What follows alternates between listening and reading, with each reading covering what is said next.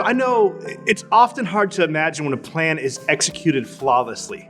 I mean, when's the last time you put together a complex plan that didn't have any snags, pivots, or punts? I mean, often it's plan A, and if plan A doesn't work, then plan B, and if that doesn't work, then plan C. But imagine flawlessly executing plan A and being so sure it'll work that you don't even make a plan B or C.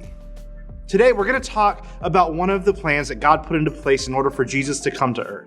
And so if you haven't read Malachi 4, 1 through 6, why don't you go ahead, pause the video, and do that now.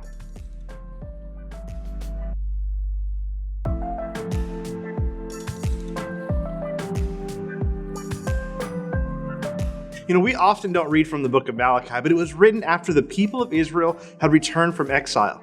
They had hoped to rebuild Israel into this beautiful kingdom that God desires, but quickly it became corrupt and sinful and failed to follow God the way it was supposed to be followed.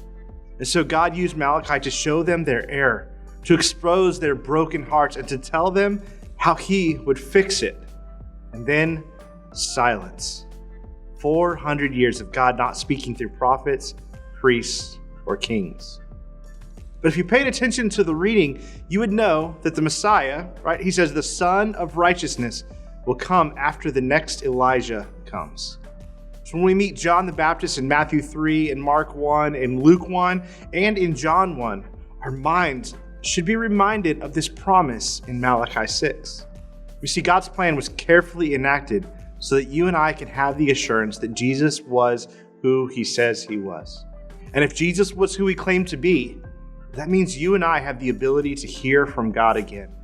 Just like the first century world, our world is clouded in darkness. You know, we look out and we see pain and suffering and injustice, corruption, and we think, why would God allow something like this?